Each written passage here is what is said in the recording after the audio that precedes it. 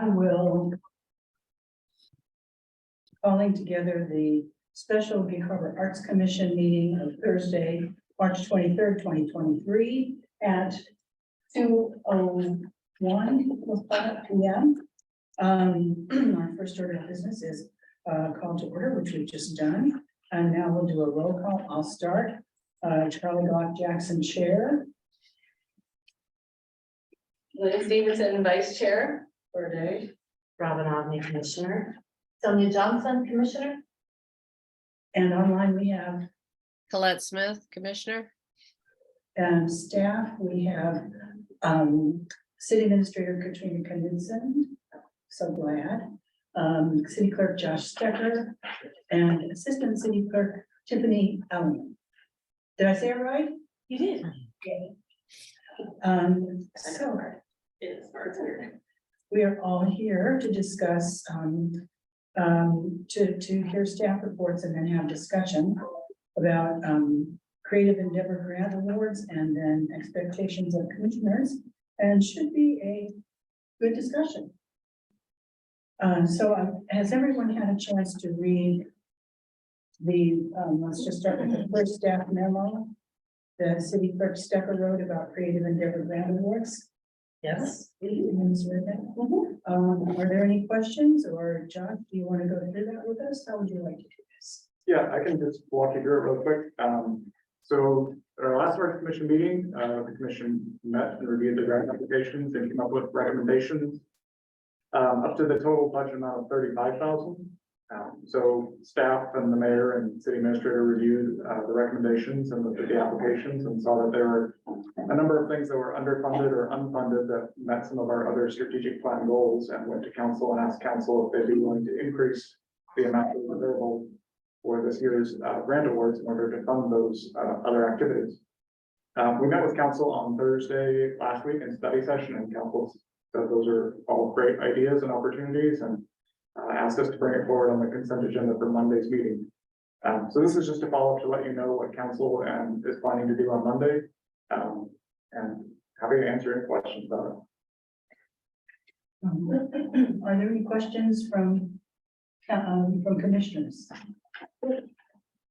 Yeah, I have something. I wanted to defer to the chair. If you have anything you wanted to state first. Well, the chair, according to the second part of our meeting, is supposed to stay neutral, so I'll let you go. Oh, all right. Okay. I don't chime in. All right. Anybody else? Well, I don't have a question, but I have a comment. If it's open for comments. I just felt that the whole awarding of additional money was handled poorly. I felt that it really didn't go the way that it should have. If the mayor and staff decided that there were additional funds, that's a great thing. Everyone wants more funds for the arts. But I felt it should have come back to the Arts Commission to say, how is that going to be allocated? And I also, because I watched the city council meeting just to kind of see how everything played out. And it really was just presented to council members. They had never seen it before either. It was kind of a surprise to them. And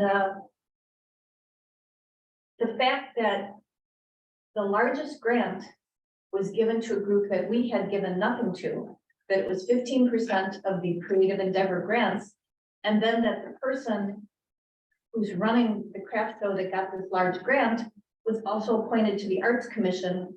The whole thing it just doesn't seem right to me. It seems like cronyism, it seems like backdoor dealings, and it really was very, it was upsetting, and I just don't think that's the way that things should operate. I just think it was done poorly. So those are good comments. I will just say before we get too far into this discussion, that we are not going to criticize what the mayor or staff have decided or put forward. We're not going to be talking about cronyism or allegations like that. That's not appropriate in a city meeting in any setting. So I understand that your concerns that it didn't come back to the Arts Commission for your feedback and approval, but there's some reasons for that. We need to get these grants done. We can't come back to the Arts Commission and say there's $50,000 until we go to council and say, can we spend $50,000? So it has to go to council first before it comes to you. We need to get this on council's agenda on Monday, which means it had to be released to council yesterday. So there isn't really time to come back to the Arts Commission and say, how do you want to spend this money? The other part of that is that that money is really council's to spend. So if they have things that they want to fund, like the Makers Market, then they can go ahead and do that. They don't need to come to the Arts Commission for that approval. And these are things that are on their strategic plan that they want to support. So these are not things that really come out of the blue, really. So I understand the Arts Commission's point, but I just want to kind of make that clear. And I guess my follow-up to that would be, when they are things that don't come out of the blue, it would have been nice to have communication from you. I feel that you kind of let us down as city manager by not sharing information with us and telling us that it was in the works, or saying, you know, we're behind this, the city wants this. Had we known, and I don't know if you didn't share with Tiffany, who's been supposed to be our liaison, did she not know to share with us? You know, I just feel that we were kind of left in the dark and then surprised. So we needed to get direction from council before we communicated that to you. We can tell you what we're planning to do, what we're thinking of doing, but that's a one-way communication from us to you. You don't get to comment back to us unless you're meeting as a body. So there really wasn't anything to communicate to you until we made the decision at the council level. I would like to refer to the what are we calling them, the guidelines, expectations of commissioners, number 5.12, 5.12, liaisons and representatives. And it specifically says the function of the staff liaison is to carry out the rules, policies, and programs developed by the board. That's us. In addition, staff members notify board members of pertinent issues and legislative activity. They also arrange meetings, prepare and materials and so forth. And it seems, I mean, it's real clear in these guidelines, what we have been trusted you as our staff liaisons to do. And that's a matter of trust. And I feel like our trust has been violated, quite frankly. The only way that we knew that this was even going on, this additional money, was if we happened to look at the agenda for the council's study session. That was the only way we could know this. And that doesn't seem fair. Quite frankly, with all respect, that seems disrespectful to us as a commission. It also kind of seems disrespectful to the organizations that we did recommend grants to, because their applications were thorough, they were fair, they were reasonable, and we had very good reasons, I think, for unanimously recommending that particular event not be funded. And if there had been problems with that, we should have known that during that, I believe, during that discussion process, when we were making those decisions. We did not know that they had already pretty much arranged everything with the city. We did know that they had met with the city, but it seems that we didn't know the extent to which those arrangements had been solidified. I mean, it feels like, with all due respect again, this was a done deal. And yet we, as the decision makers on the commission, were not privileged to any of that information. And that doesn't feel right. Yeah, that was probably a letdown on my part, because I had intended to be on for most of your meeting when you did that, and I unfortunately had to be called away, so Tiffany was with you. I could have filled you in on how that event was being planned and being arranged and what was going on with the city, because it is something we have been working with them on as a special event that we do with our other applicants. This is part of our procedure, how we handle special events. We work with the organizers and make sure that they have what they need and we're doing what we need to do. So there had been quite a bit of back and forth with them about how the event was going to work. Unfortunately, I wasn't able to be on because I could have clarified that with you at that meeting. Because I was not a part of those meetings. Okay. I mean, I don't even know how much that would have made a difference, because are you aware that the Makers Festival is a fundraiser? So we are aware of how that group functions and what their purpose is and what their goals are for that. We take that into consideration when we make our award decisions at the staff level and the council level. So we can consider things that you may not necessarily consider at the Arts Commission level. But one of our guidelines for grants is that we will absolutely not fund fundraisers. Our guidelines are very clear in We had a pretty lengthy discussion about this particular event. Really, we talked about, can we sponsor a booth, can we, but at the end of the day, the problem is that there are beneficiaries that will be receiving money based on that event. And if the city is one of the sponsors, we're spending taxpayers' money to make a donation to the beneficiaries, and that is not the goal of the Arts Commission. And really, our grant guidelines specifically say we do not fund fundraising activities. The very first year that we did our grants, this time around, we made the mistake of not asking if one event was a fundraiser. We gave them money and then learned later that it was a fundraiser. We'd already allocated the money, we'd already made our recommendation. Council had approved it. We didn't find out until afterwards that it was a fundraiser. There was really nothing that we could do, but ever since then, we've been very clear in stating always in pre-grant application sessions, we do not fund fundraisers. Which is actually why we turned down Gig Harbor Singles, because it was a fundraiser. I mean, we love that they're doing that, and we talked about it, and then because it was a fundraiser, we said, well, we're not gonna, it's against our guidelines. So, Okay, so the only thing that I can say to that is that we as staff will look at your guidelines and see if that's something that should be in there or not, because that may not be something that we need to have in your guidelines. Our grant guidelines have already been approved by council several years ago. actually, you were involved in that. Yeah. I mean, and we've Didn't been go to the following it. council level, we did review them. We've So the been. Gig Harbor sings, I think you gave Forest Fire number. No, it Gig was- Harbor has talent that you Has, want to. I'm sorry, Yeah. right, I'm sorry, Okay. Katrina. Thank you. No, They all have Gig Harbor in the name, so, you know, but no, it's Gig Harbor Sings we did, that's because that does amazing work with children and also those children who can't afford to Right. actually have that experience, which is in line with all of, your goals as well, staff goals. No, it was the Gig Harbor has talent, sorry. Right. Since we're talking about, I'm, the council's strategic plan objectives, I think are great.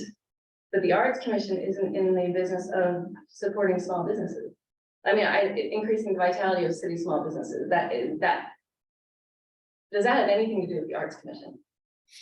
I mean, really, so the Arts Commission's $35,000 budget for grants has nothing to do with some of these. I mean, perhaps youth and teen is great, a dynamic and robust economy, maybe as it relates to arts.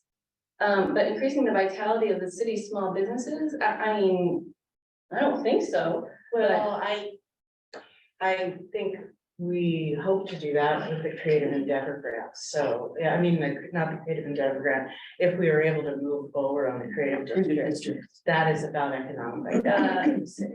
Yeah, that's not about like giving a grant to a small business. As a whole, how can the arts support small businesses?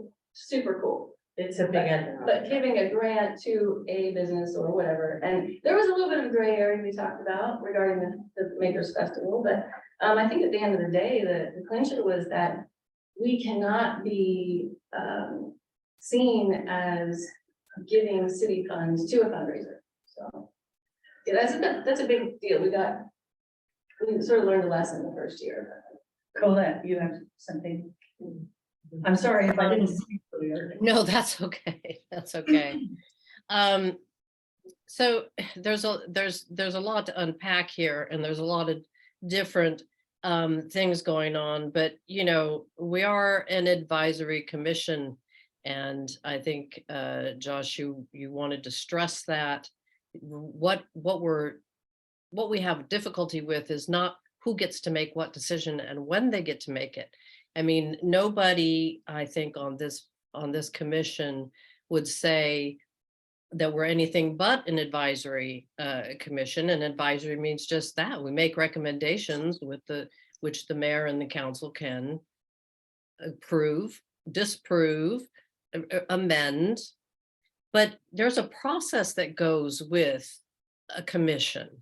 And within that process is due diligence, it's transparency, it builds trust. It builds trust between the city and the commission and the public and the commission. What's really important here, and what I find most disturbing about the timing of the additional grant money, it's really about the optics. It's not about, oh, you didn't come back to us, although that would have been nice. It's about $15,000 more in taxpayer money is found when all the other applicants have already done their applications and in good faith stuck to our guidelines, right? None of the applicants were aware that this extra money was there. None of the applicants were aware that contracts were being made by on behalf of another applicant. And they'd all tailored their asks very, I don't know, respectfully, except for Makers, which made a ridiculously large ask. There's no other way to say it, for an entity that had absolutely no proven track record in bringing tourism into the city. Whereas all the other ones, Harbor History Museum, I mean, you can go down the list.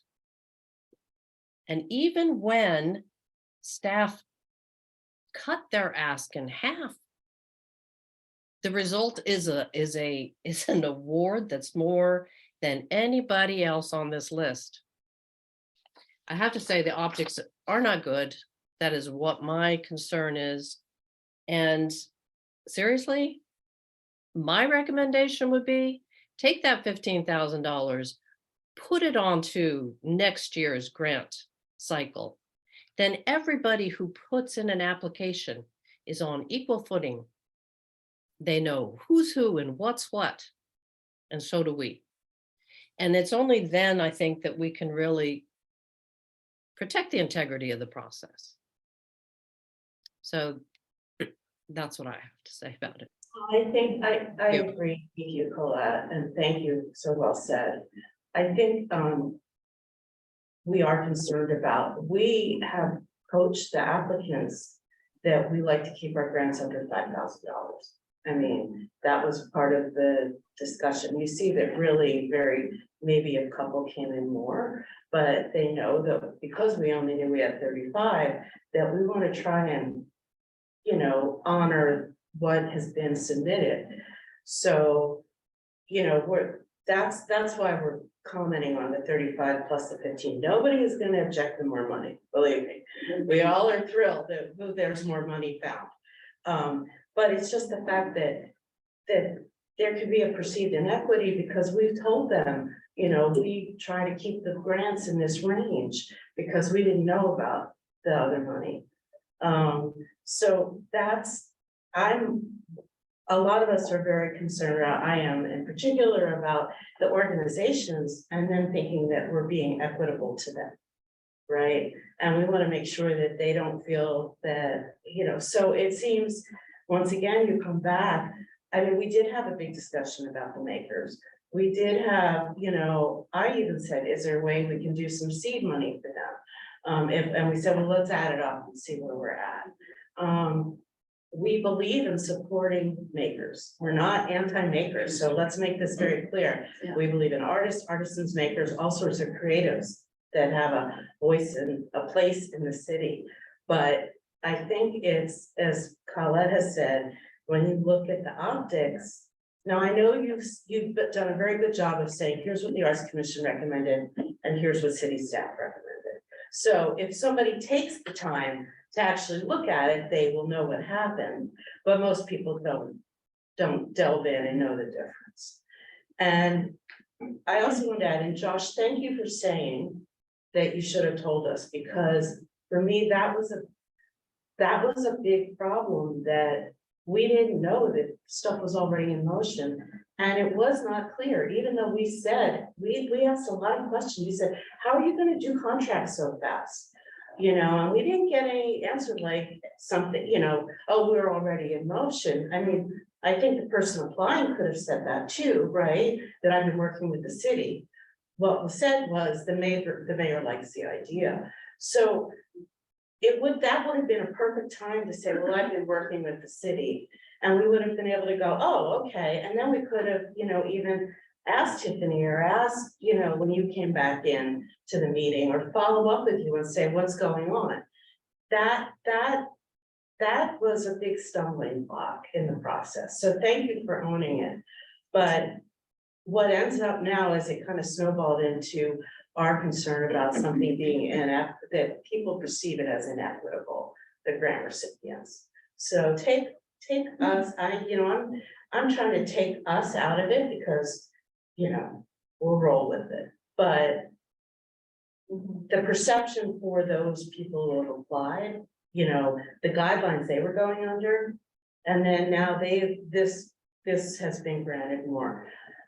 I wonder if one of the solutions is, because I think we love that we were able to give the coloring book project, which we all love, you know, and God, we love Peninsula Hands-on Art. I mean, they've been a stalwart for years, and they bring education that's lacking in the school system, right? So we love that. That's great. Is there a way to just say, we're gonna give this 7,500 to the budget, and then this 7,500, the city is going to help sponsor this event? So at this point, that's difficult to do because council has already told us what to do with that money. Okay. So we will take it to council on Monday, and they are planning to approve it as it's been presented to them. For us to go and change that, that's something we'll probably have to rise to Katrina and the mayor's level to decide if that's something we want to engage council on. Can you maybe a little slow there? Yeah. Can you explain what your recommendation was again? Oh, I was saying, could you we'll take it. We love extra money, you know, and I'm also like the big believer, you give it to us, we'll spend it, right? I mean, it's for the good, and it's good to support these things. My recommendation was to take the money that you've allocated for this fair, for the Makers Fair, and for this year, take it and make it a separate recommendation of a city event. And not make it part of the Arts Commission grants. So don't make it a creative endeavor. Don't make it a grant, creative but make endeavor a grant, city make it, because you found, I think you said in the beginning, the funds came from somewhere, did they come from? They all come from the Parks Operating Fund. Remember? Okay, so there was money to play with, which is awesome, That's, so just, you So know, let me- that I'll was. speak to that just recommendation. really quickly, because that goes kind of to another point we've been talking about, is that the Arts Commission doesn't have a budget, doesn't have a fund. There's no pot of money that's set aside for the Arts Commission. You're technically part of the Parks Operating budget, and, you know, our municipal code says that the Parks Department is supposed to staff you, which we currently don't have a Parks Department. But that's how that money sits. We kind of earmark a portion of it to be used for this, but whatever's in that Parks Operating Fund can be used for anything that's Parks Operating related. So we can go up and down and move money around, but it's not a council level decision to do that. And for the most part, unless we're signing grants and agreements like this. But could it be called a parks, you know, a parks grant? I think, But it's too late, you're saying. well, I think. I see what Josh is saying, and he's not wrong, but also I'm wondering if it could be done out of a different, Mhm. I'm not saying no, Okay. I need to think about it more. Yeah, I think, because I mean, we don't know, I mean, I can't speak for everybody, I don't have any problem with the additional funding going where the other things were put. And we don't even probably, if we discussed it and knew it was in motion, would have been happy to give some seed money. Right, Absolutely. And so let's make that clear, this is not a anti-maker thing, this is just like the optics for the other people who have applied and making it look like it was equitable. I'm happy that I'm here hearing these concerns. I think that it's good for me to understand this. Tiffany just sent the grant criteria and all of that, and I really appreciate Josh and Tiffany for managing this and going forward, and, you know, the acknowledgement of this definite misstep. that we Yeah, should have come back. And Very well noted. we should have explained that, and I talked to Charlie about that last Friday, on our phone call, and that is something that, we own. It was a misstep and it's not gonna happen again. And one of the biggest things for us is transparency and communication, and especially being a volunteer group. You know, we want to have that communication and build that trust and have you be a, an arm of us, and that includes you knowing what's going on. So with that acknowledgement, I want to provide some clarification, because, I think there's a misconception that the city was working with this group on particulars and that it was going to happen. Just for complete transparency for the record, the mayor and Josh and I and a couple of other staff members met with the makers. And it was after Harbor General Store was leaving, and they were very concerned because, they had about, I don't know, 20% of the store was makers products. Yeah, it was great. I mean, And so they had that going on, and we had talked with them a couple of times about where could another makers event go, because Rush with the Mill Guards downtown, they're not really letting people go into the old 7 Cs anymore. And, where could that be? And so we were considering how, through our special event or special use permits, how we could allow that to move forward. That was the first time that they had met with us, and it was more Cassie and others coming forward saying, is the city willing to partner? It was a one-time meeting. And at that meeting, Josh indicated we have special event permits. If you'd like to put on an event, you can apply for a special event permit. The city will not sponsor that. You could utilize the Civic Center if it's approved through all the departments. There were no assurances given. It was wow, that sounds like a great event, especially in the off-tourism season, which is what we're trying to right. yeah, we agree. support. So although I do acknowledge there is this chain of things that appear to be something, it is not that. We were not in saying this is going to happen. It was one meeting, and we did say you need to apply for this.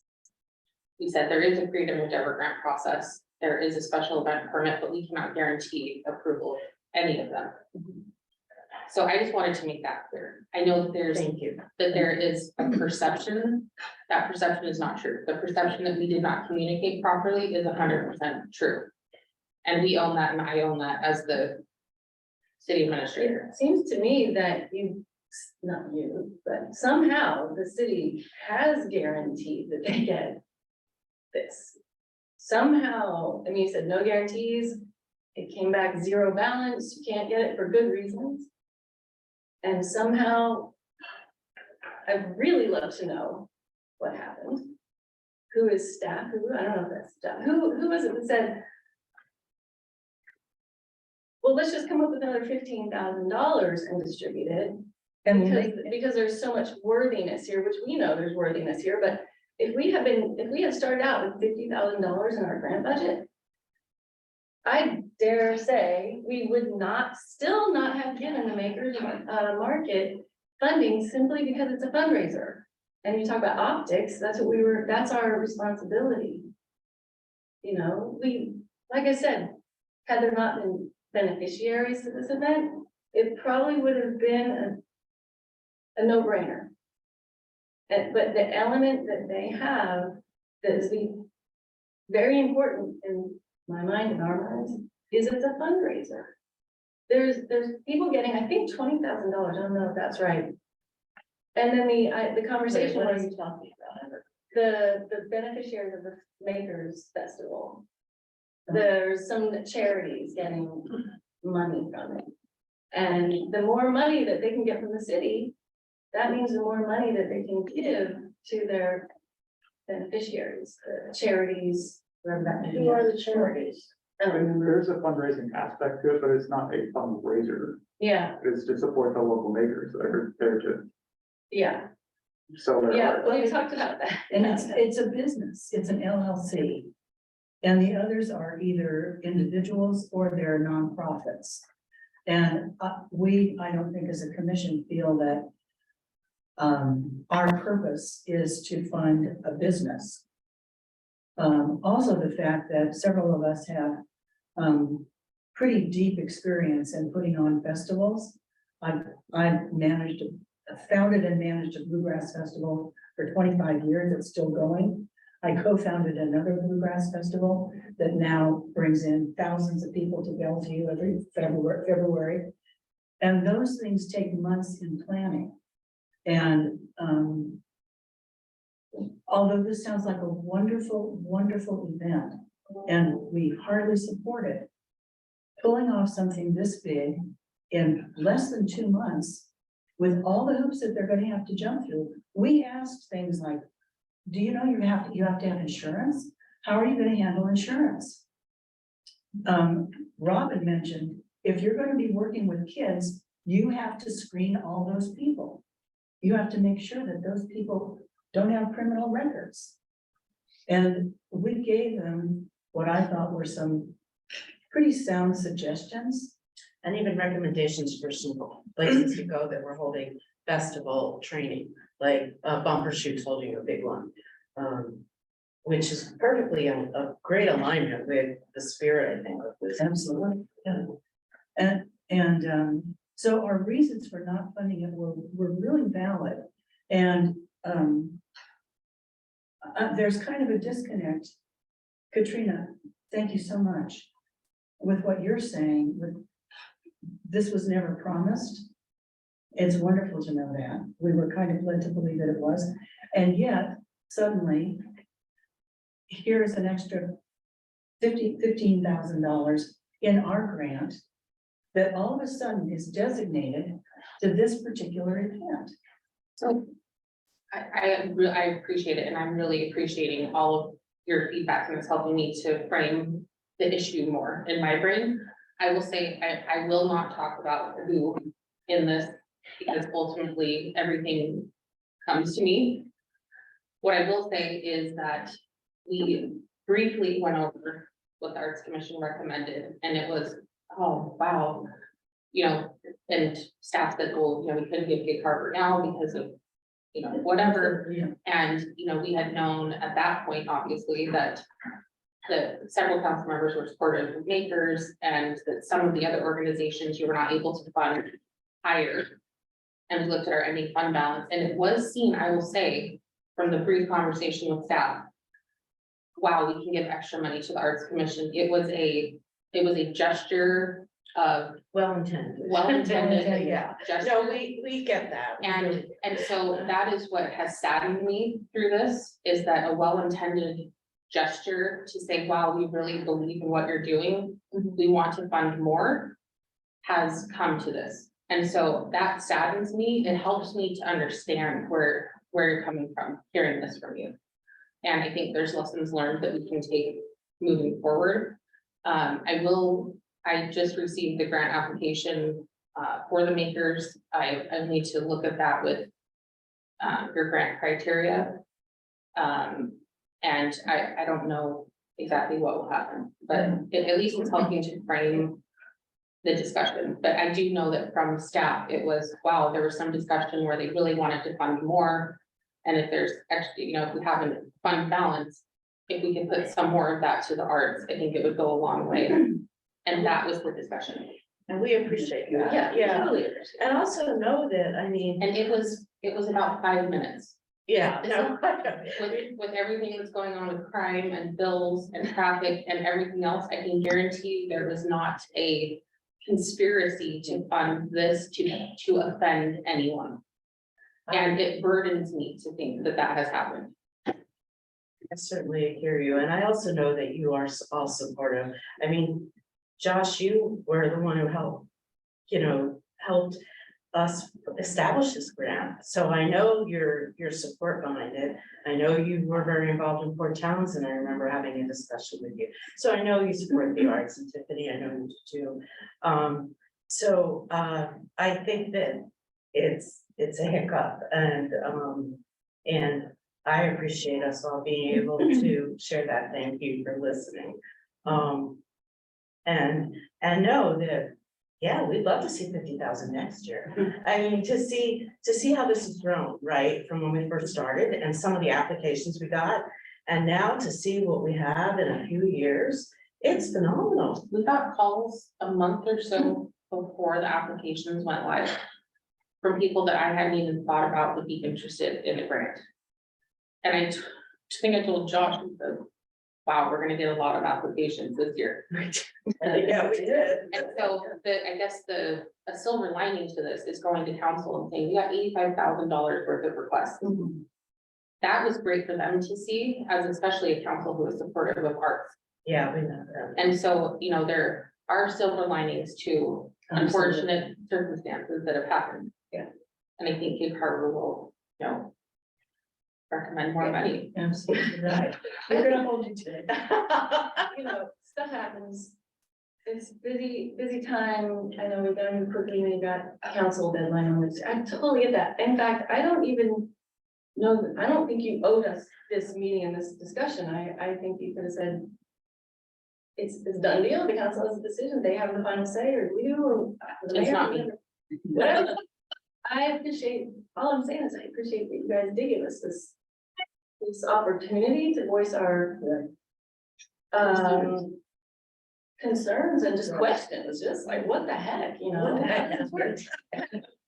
You know, when I guess from my perspective is like, we have $35,000 in our grant budget, that's it, and that is like a budget that was approved at least a year ago. I don't, you know, it's like, that's all we have, so to have 15,000 just sort of magically appear was just like, what the heck? And then the circumstances of how it was distributed are interesting, and perhaps you didn't understand why we turned down the makers.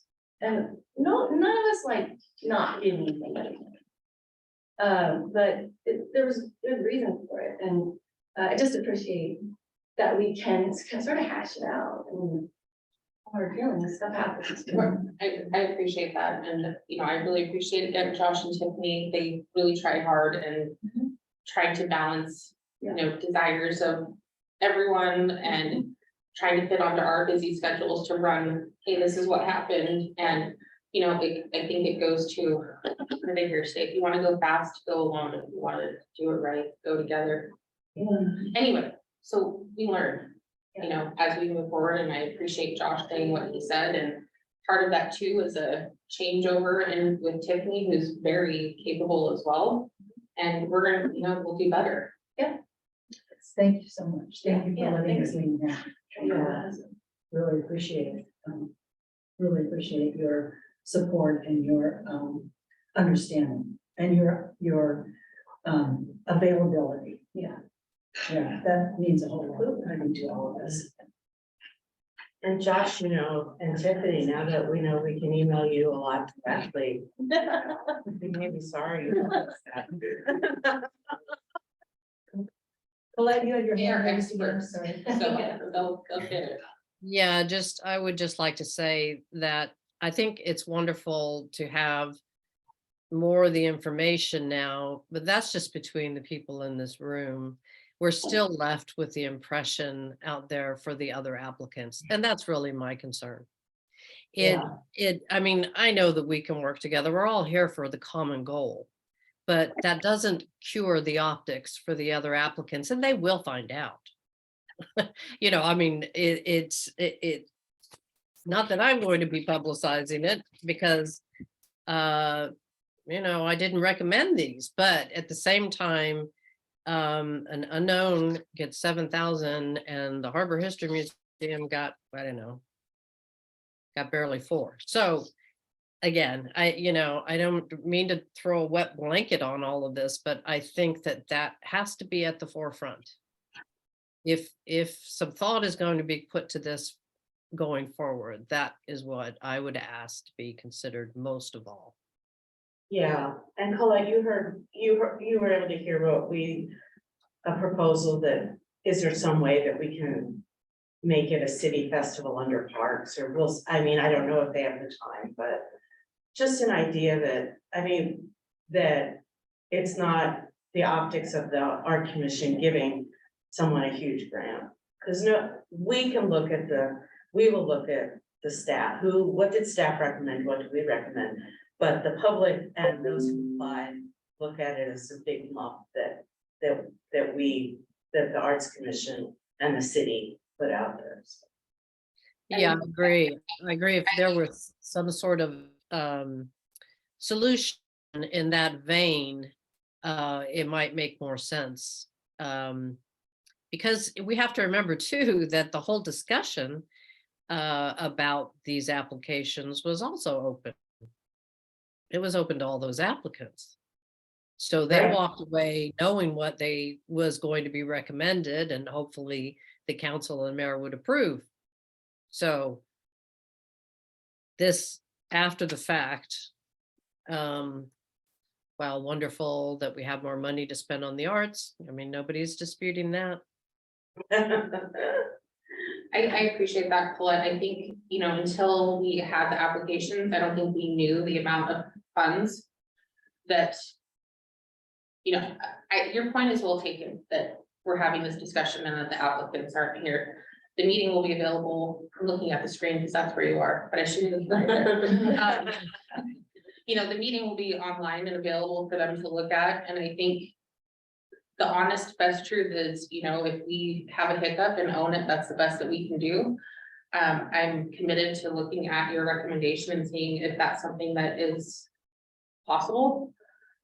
And we'll have to look at that this afternoon.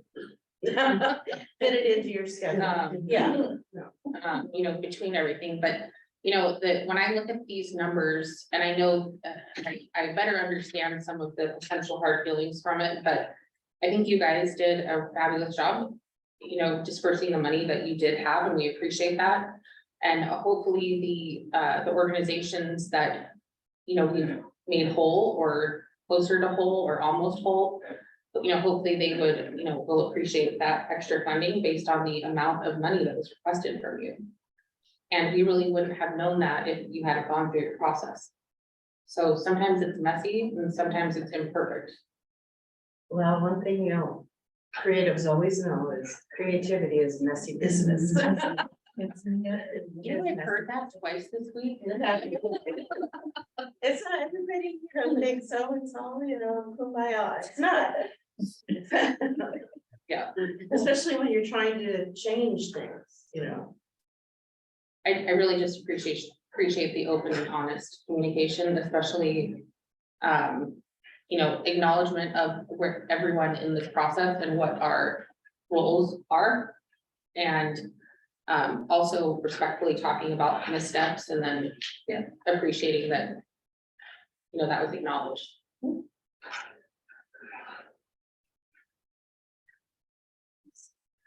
Is there any more discussion on the Creative Endeavor grants? No, hearing none, let's move on to expectations of commissioners. And we have all read this through. Yeah. Were there any questions or discussions? I've already talked about one that I have. The function of liaisons, and I think we've talked that through, that it's really important that we know from you what's going on at the city, and the city know from you what's going on amongst our commissioners. One other point that I would bring up in that, where I think there was a little bit of a stumble, maybe, was that apparently the mayor and city administrator were not made aware of the results of our election for chair and vice chair. The fact that the person that we elected as our vice chair was subsequently not reappointed is hurtful to us. And it feels like there was a, it feels to me like that should have been communicated to mayor and staff, since I'm sure staff was, this part of staff was aware of who the applicants were for the 3 open spots on the Arts Commission. And that seems kind of unfair to me. I don't know how others feel, but, it was kind of embarrassing. that- Well, I guess though I would speak up on that, and it was, you did make it clear that you hadn't been confirmed yet, and that's up to city council to confirm the members of the commission. So while That's the we- mayor. Right, right, and while we, it didn't work out the way that we had hoped it would, I realize it's not our decision, so that's, it's unfortunate, but I think that's just kind of the way it goes. Sure, There's one other item, and I know this is another uncomfortable thing, and Charlie, you and I talked about it. So in the process of going through appointments to commissions, the mayor will typically meet with the chair. Because of the conflict of interest with Gig Harbor now and Charlie, she can't do that. right. And so that was not able to happen in this case, and so we want to find a way to resolve that, and that may be. To have a representative. And look, it would seem like the vice chair. Or it could be a representative. I don't think that, because before you were vice chair, I was vice chair. So I'm a past emeritus vice chair, yeah. So, but a representative, I think, from the commission that we agree upon. Because I was not aware that was not the reason that you were unable to meet. So, Yeah, and that makes total No, sense. no design. Yeah. Well, and I told Charlie that, and that again, I think goes to communication, something I think is the theme, and we'll work on that, but we cannot, because these things are a confidential process similar to employment. So whoever applies, it's a confidential process, Yeah. and so we can't tell a member of the press anything that's confidential. And I appreciate that. And yeah, and I am glad that that's the way it is, actually, it's the way it should be. Right. As much as I honor off the record stuff, I appreciate, Yeah, I no. appreciate the appearance. of And it. it's nothing against Charlie, and No, it's nothing no, that actually- he has done. You should know I'm former press from years ago, and I totally agree with that, what you're saying. There has to be a line, that's why we didn't give Gig Harbor now the grant, Absolutely. because the city can't fund something that's covering, that's covering us, so, so. Understand, we just need to now make sure that there's a representative that can meet with the mayor. So, Yes, that would be good, and again, these are her recommendations. And so if there's Yeah. questions about those, feel free to ask her. Other than that, staff supports, he must support the decision. Of course. we understand. I do have something I want to bring up under conflicts of interest 511, is that I think, for next year, I think, and we will certainly share this with, Casey as she comes, Casey, right, as she comes on the commission as well as all the other commissions. Yeah, there's 3 new ones. Yeah, there's 3 new ones, that next year, that she will have to recuse herself if for some reason they come, whatever how that funding gets approved, anybody that there will have to be, she'll have to recuse from anything, so. That's our process now with Colette, right? What? That's our process with Colette. Right, that's our process, but the Peninsula Art League, Colette, jump in if I'm saying this wrong, but particular, they did not apply for a Gig Harbor. They did LTAC, but they didn't do our grant, or because there's 3 of us who sit, there's a bunch of members on the board, and we didn't want a conflict of interest, right, Colette? Yeah, I think it's a blatant conflict of interest, actually. And I represent a nonprofit, I don't have any financial interest in it at all, and none of our volunteers do. But at the same time, Pal did request it last year. I was not on the commission at that time. And it was for the Open Jury Show, which was a distinct, aspect and brings tourism in during the shoulder season. But I looked at it again this year and I said, no, I really couldn't recommend that the organization do it. There are just too many people who are involved in our organization now, thank goodness, and it's growing. which means that we can just bring more artistic endeavors to the public. But the conflict of interest you know, a lot of people wouldn't know one if it, I mean, wouldn't know one if they tripped over it. But I think it's incumbent upon us to draw that line. So anyway, that was my feeling on it. I didn't think in that case that recusal just of me would have been sufficient. So Yeah. just to be clear, for conflict of interest, there is a very technical definition of how that works, and it would be someone that's on the managing board of Powell that would need to recuse themselves. So if you're just a member or a volunteer or participant, you could vote on something from Powell that came to the Arts Commission. So I understand not wanting to apply because of the way you feel about the books, but that would not be something that we would not fund because of that reason. No, Oh. I understand, but I am the president of the board. Yes. Robin is now on the board. And as if you know anything about how nonprofits are run, if they don't have staff, basically the president is the executive director. So Yeah. there's definitely management going on. So yeah, but Lynn is also a member, and Charlie is a former member. So you know, I can see how they would be, because I've sat on the LTAC awards as well. And the Harbor History Museum has a representative on the LTAC commission, and they routinely request LTAC funds. So it's just a matter of, like you say, just recusing themselves.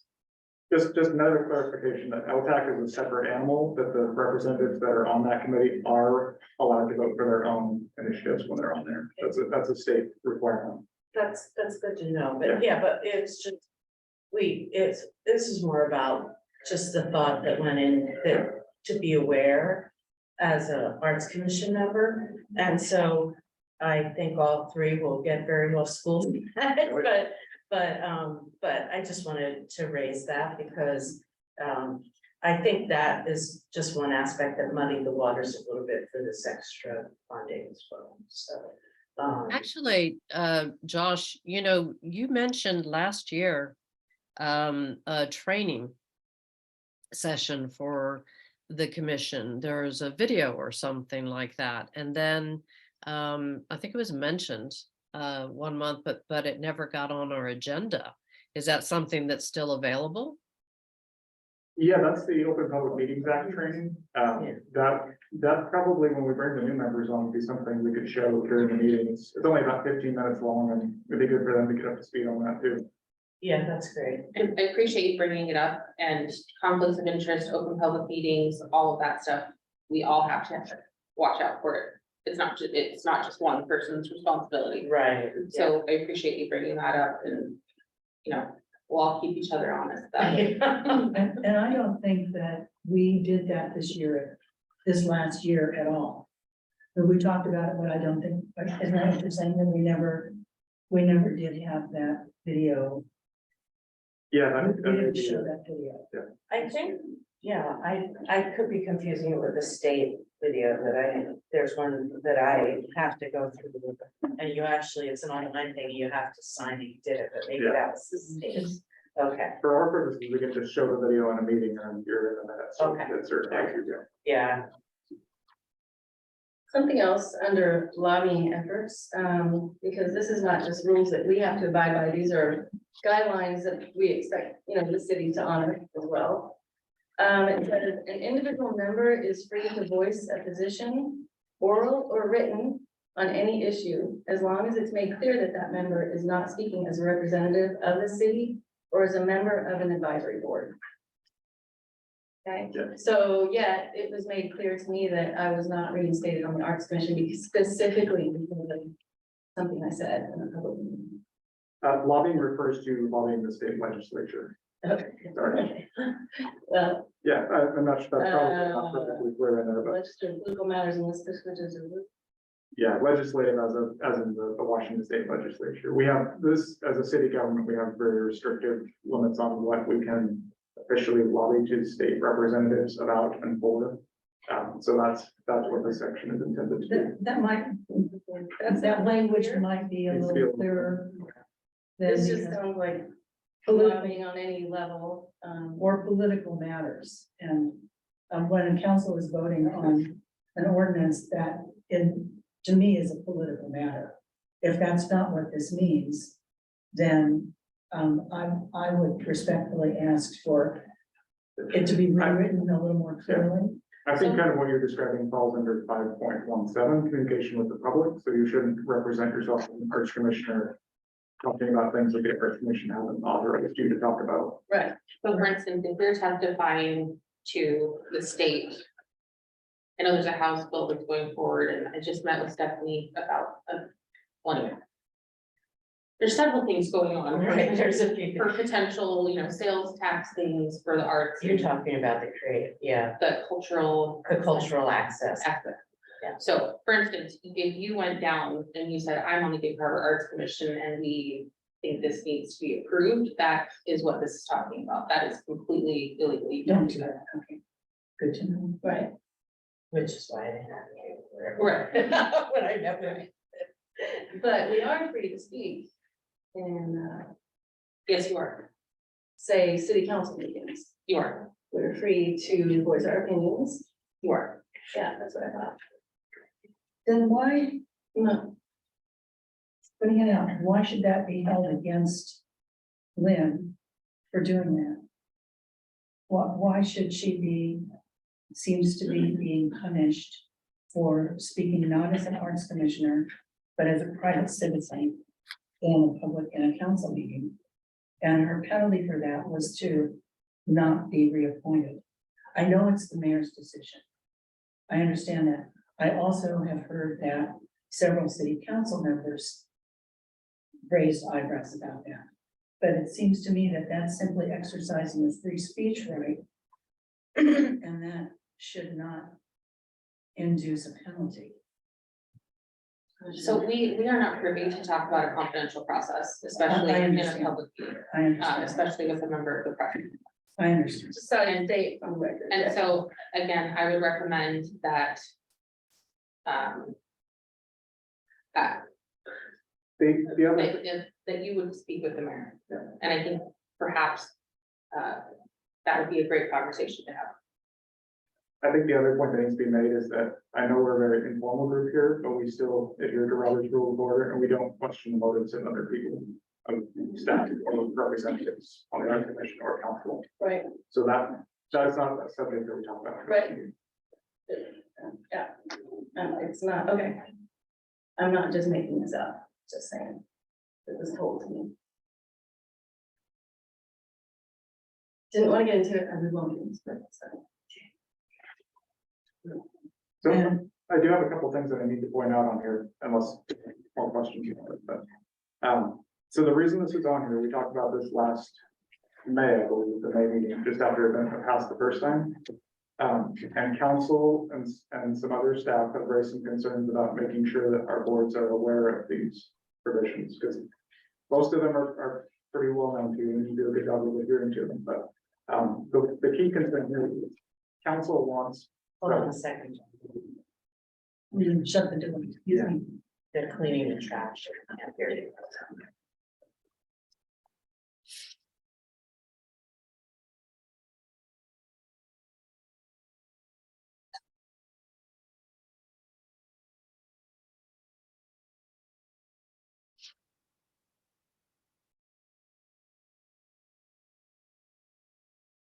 So one of the key provisions in here is that if you have concerns or questions about things that are happening related to the Arts Commission, you need to come to Tiffany as your liaison with those.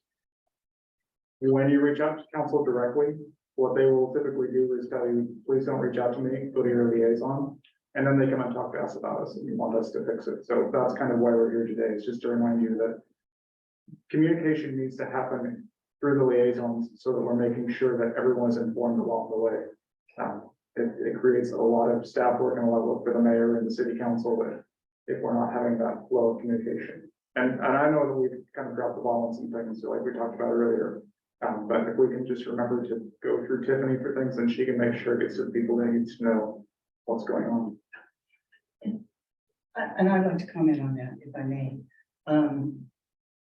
right before the study session of city council, when I became aware of these new grants, I immediately emailed you and Tiffany and said, the commission is not going to be happy about this. We did not give them that grant for some real clear reasons. And would you please pass that on? I didn't say, but I assumed that you would pass on our resistance, if you will, to council. Yeah. And I believe Robin, you did also. Yeah, I emailed, yeah, it was during the meeting, and But we Katrina, went to you. but Katrina acknowledged that she received it, so I did get acknowledgement. So I had received that email during the meeting, and that's why I asked the mayor to allow you to speak in a work session out of order. Thank you. Because we're not allowed to have Sure. people speak, but, and she was glad to Thank meet you. that request. Right, right. And And I then, think I also, but I sent it to you and I copied her, and I think I copied you. So there were other emails that came Oh, after there were the quite meeting, and yes, there were several came through. And that kind of points to another question, another issue when we talk about too, is that it's never okay to speak on behalf of the commission, even though you're sure that everyone is aligned with what you think. Unless the commission has directly said, go out and tell the council this or tell the public this, please don't do that. During the meeting. Yes, during an open meeting. It needs to be something that's very expressly and specifically stated by the committee before we start telling people that, so please keep that on. and then I did email, as chair of the Arts Commission, each council member individually, expressing my concern and saying, and I said, and I think that the other commissioners will agree with me on this. Okay. I didn't say I represent, I said I think. The reason that I reached out to the Arts Commissioner, to the city council members, was because the mayor specifically suggested that I do so. Yeah. And had the mayor not encouraged me, in fact, urged me to do that, I would not have done it because I'm perfectly aware of these guidelines. But the fact that she urged me to do that, I felt gave me the opportunity to reach out to individual council members. Okay, well, we can talk with the mayor about that. I think she's aware how that process works, and she may have just mistakenly given you that guidance, but if you have something that you want to convey to council, just let Tiffany know and she can get it directly to them. So that's how the process needs to work, so that staff knows what's going on, council knows what's going on, no one's getting blindsided. We have a very transparent chain of communication. It's really helpful if you can do it that way. And if you're not receiving staff feedback, which I'm sure you will, but if you don't, then it's appropriate to contact me as well.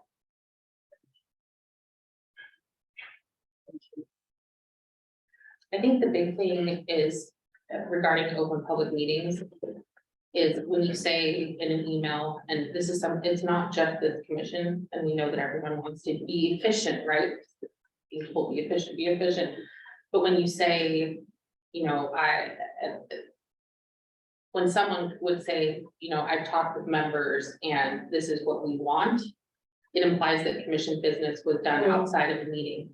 And the public's business needs to be conducted Absolutely. in an open forum. And so that is the biggie that we want to talk about. That if there is something big like this, then getting together, talking about it in this forum where the people can listen is the way that we have to do it. Right. And we have been communicating individually among ourselves, not as a commission. That can be considered a rolling meeting. So if you contact Robin and say, I talked to Lynn and she says this, then now there's 3 of you in a rolling meeting. And then if Robin contacts someone else, then now you have a quorum of your commission that's communicating about the people's business. And that is a clear violation of OPMA. And just to be clear, that's not what happened. Charlie reached out to us each individually. Lynn and I hadn't spoken. I was at- Tony and I hadn't. I didn't know any of this was going on, Yeah, so it wasn't what you described, but thank you for Yeah. letting us Yeah. know. Thank you for that. When that happens, it's like, okay, we have to pump the brakes on this. It Sure. cannot happen. It's one of the biggest, it would have been, it's a humongous violation. Sure, right. Well, and the communication was only between me and an individual member, one at a time. And at no time did I ever say, so-and-so has already approved of this, or so-and-so's. I mean, it was between me as an individual with each other commissioner as an individual. So that may not And the technically be, cross, that may not technically be an Open Public Meetings Act violation, but it is against what council wants to see you doing. So if you have something that you want to convey to other members of the Arts Commission, go through Tiffany as your liaison. So that's where section 5, sorry. Communication with other advisory boards. Yes, 518, communications with other advisory boards. You should not directly communicate with each other outside of the meeting, because even though, like Charlie, you're taking precautions to make sure you're just one-to-one, as soon as any two of those others communicate with each other, it's an OPMA violation, and you don't have any way to control that. And council doesn't want that to be happening. They want it to be going through staff so that everyone is aware on same level playing field, so. okay, It's a deviation from the way chairs used to operate here at the city. Chairs used to be the ones that organized and communicated and let people know. And this has been a change in the last year with the new council and trying to make sure that we're being more transparent and more aware of what's going on. right.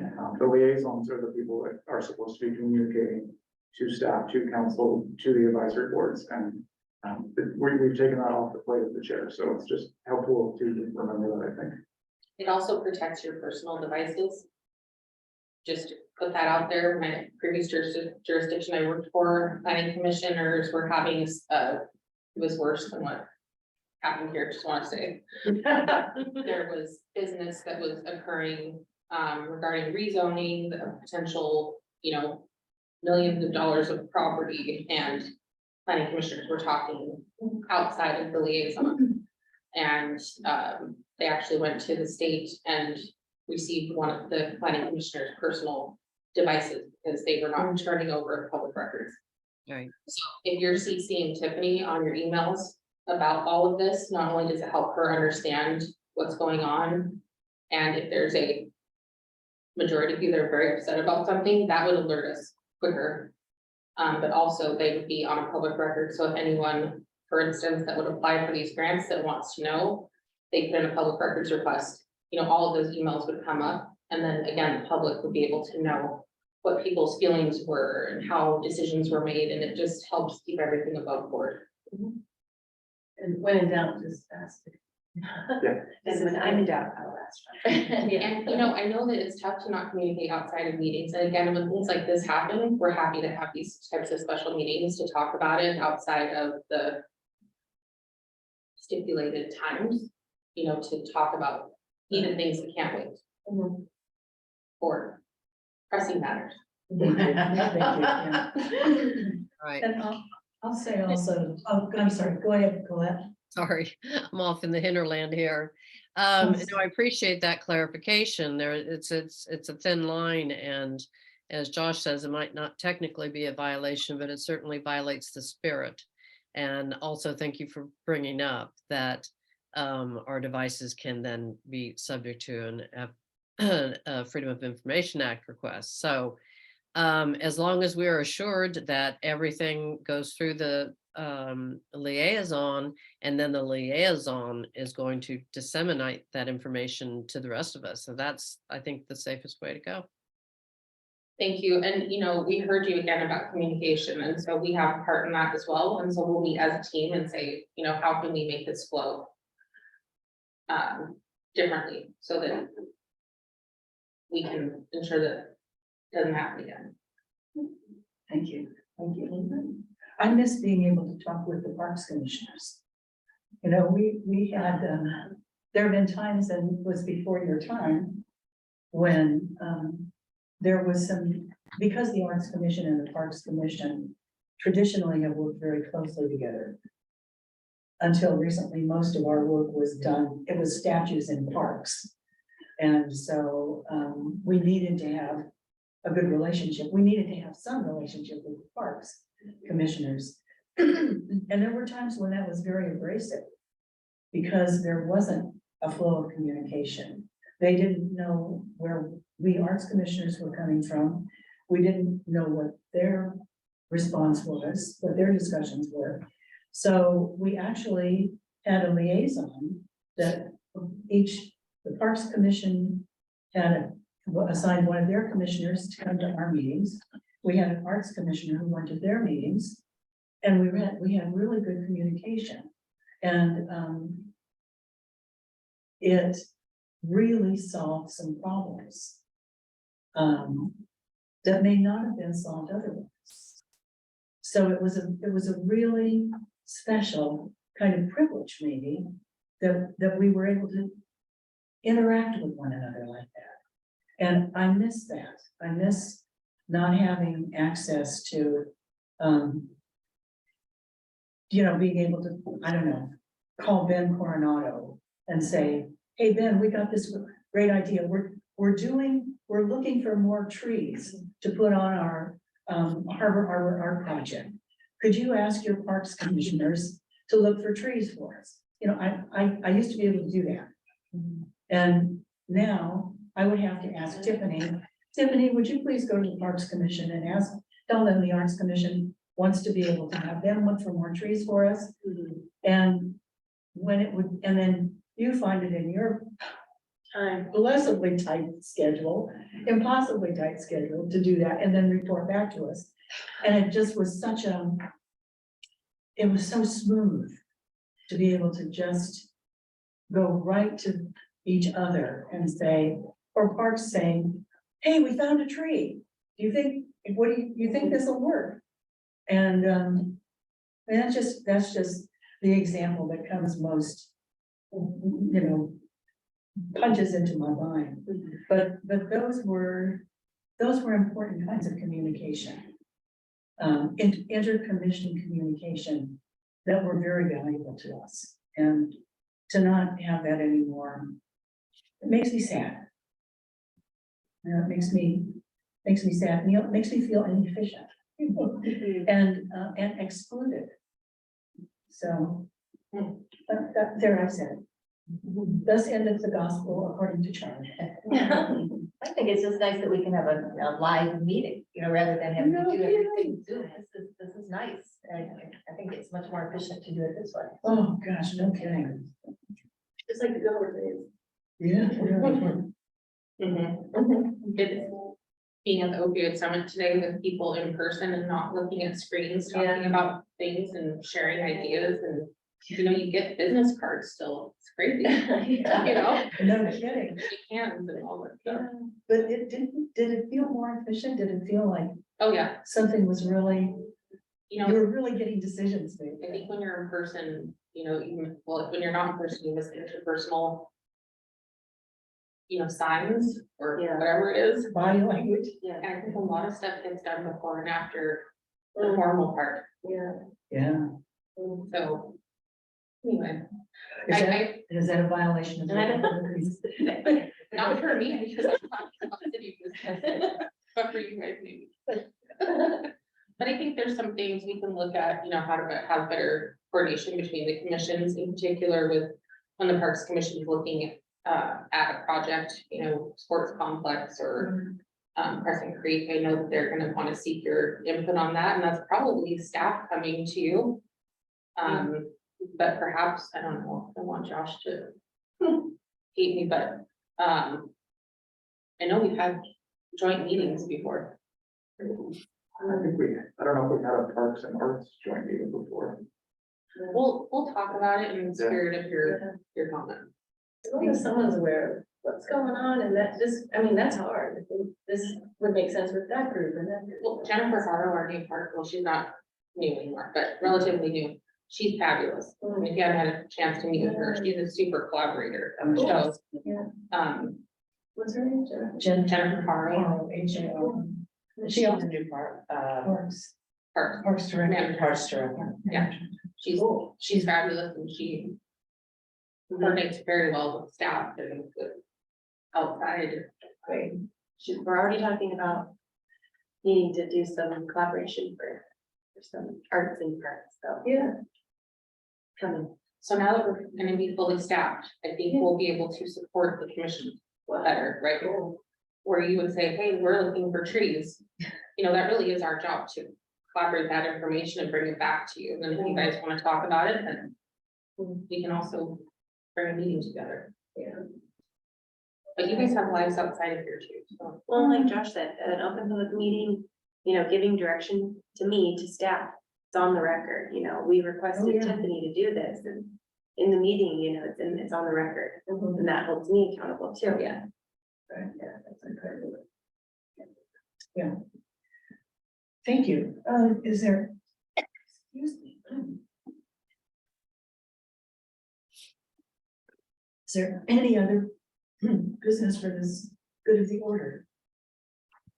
Just sending well wishes to Paulette from us. No Colette, kidding. anything else from you? Oh, sorry, just COVID brain. I sort of went off a little bit. No.